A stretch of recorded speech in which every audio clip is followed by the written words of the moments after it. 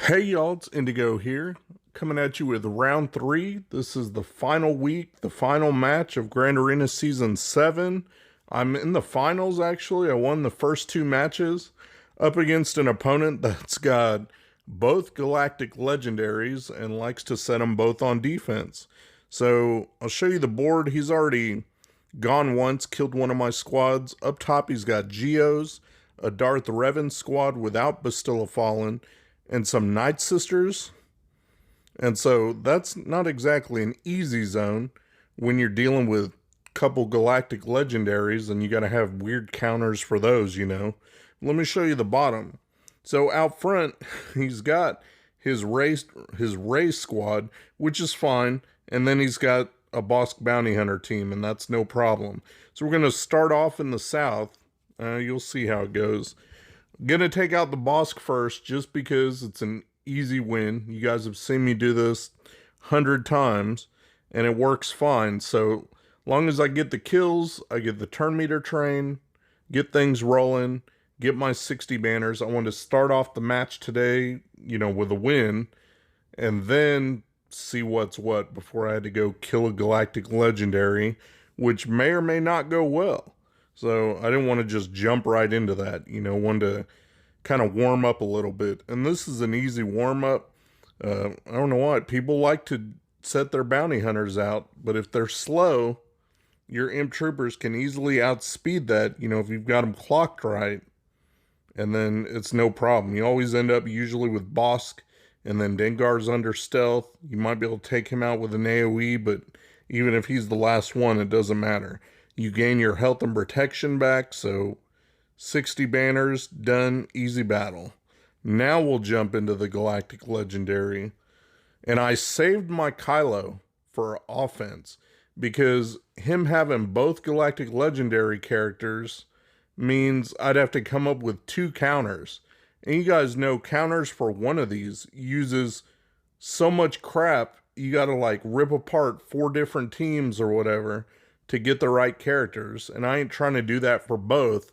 So rather than set mine on defense and hopefully get a hold, I figured I could use it for a one-shot against his Rey.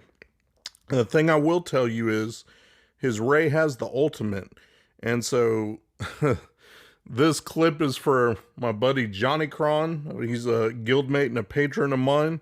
He lost the Rey battle when he went with his Kylo and his ultimate. And what you absolutely do not do is use your own ultimate early at 60% and only get 1 turn. You got to hold on to it, charge it up to 100% as quick as you can, and then you just wait. Because if you're against an ultimate Rey, the easiest way to ensure that you survive is to activate your ultimate after she does hers. So that's what I'm waiting on. I'm working on trying to kill off as much of his team as I can. You can see I've got the ultimate ready. I didn't choose to use it there. I just did an AoE. I'm waiting for those little lines to go up. And there they are. You see where she does her move and the lines come up, and that's when she's in her ultimate. So now I can go ahead and start my ultimate, and it's going to last for 3 turns, which is plenty of time. That's exactly what I need. The rest of the team will die. It's going to be crappy banners. I ain't going to get you, wrong there. It's going to suck. But you've got now 3 turns to be able to take everyone else out and do enough damage to Rey to take her out, and also recharge your special meter so that you could maybe do a 1-turn ultimate if you needed to. It really just depends. So you got to see how it goes. You can see I've got it down to just Rey and L3 left. I go ahead and do a move there to take out L3. Now it's just 1v1. And as long as 1v1, you can usually win this. It's just a matter of, which moves you choose to do. In there, I did the AoE just to try to pump up my damage a bit more. Now I have to do a basic. You can see my ultimate meter's filling up, so I do have that available coming up soon if I need it. I didn't quite get it there. I used the regular move, and that was enough to take her out, so that was fine. But if I needed to do it the next turn, I would have used it. Here in the back, just like I thought, he has his Kylo. He's got him under Huck's lead, which is interesting.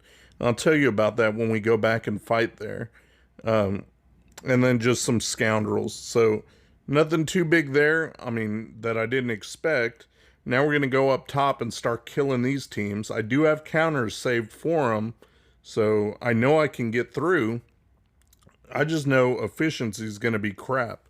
So for this one, Geos, since he had decently relic Geos, I wanted to use my Nightsisters just because I like this counter.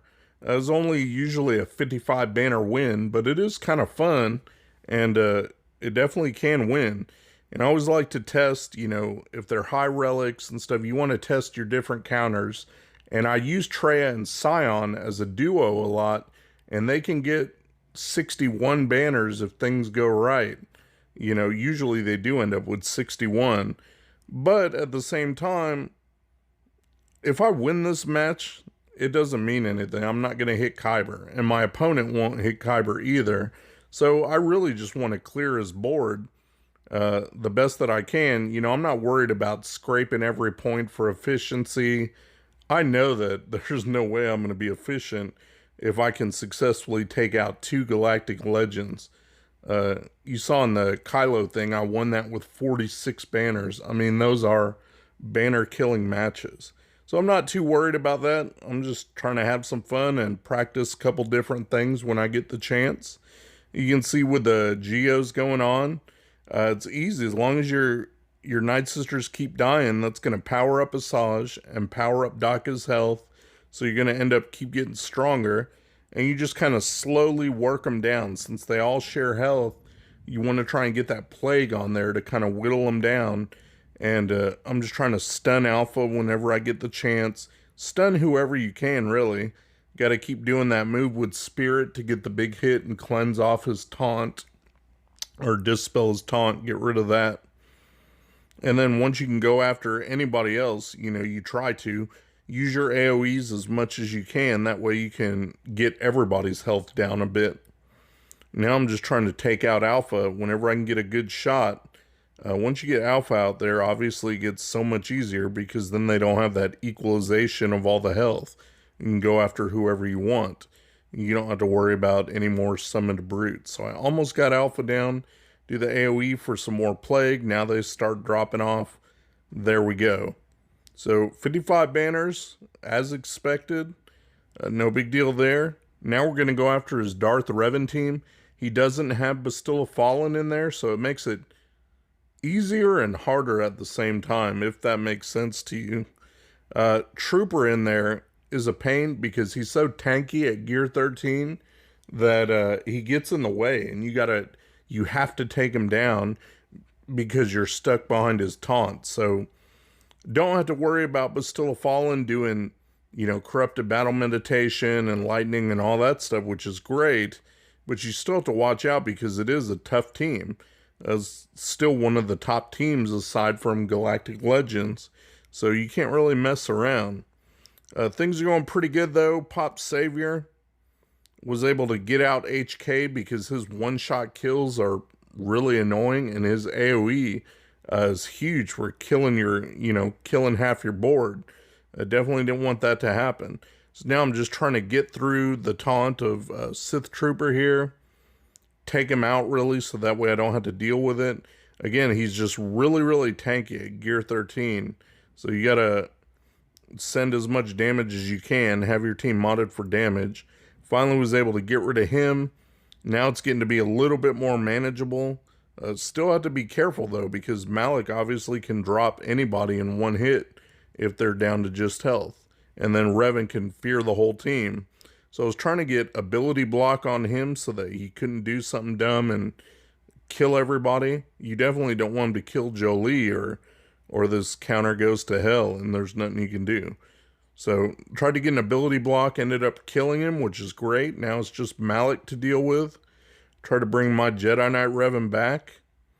And then he goes straight for him, which is unfortunate because now he's, got Death Mark. He's low health. I can't really heal him back up. There's nothing I can do till I can get back around to Hermit Yoda. And then he does the drain life on my Jedi Knight Revan. So I didn't get to use him for another direct focus or anything. Keep sending my Anakin. You want to keep that healing immunity on there. keep trying to use ability blocks so he can't use his specials, and was able to get him down. Only 53 banners, but it's a win in one, so that was good for me. For his Nightsisters, I saved Padme, because I knew he liked to put Nightsisters down from his GAC history, and I used my Watt on defense under Grievous, and I didn't know if I would be able to save enough First Order to do that whole FO Watt team, so I just went ahead and saved Padme, and that way I'd be able to use her to take out Nightsisters. She works pretty reliably. You just have to get that protection up and keep it up. I know it's easier said than done when you got to deal with Asajj doing that mass dispel and getting rid of everybody's buffs.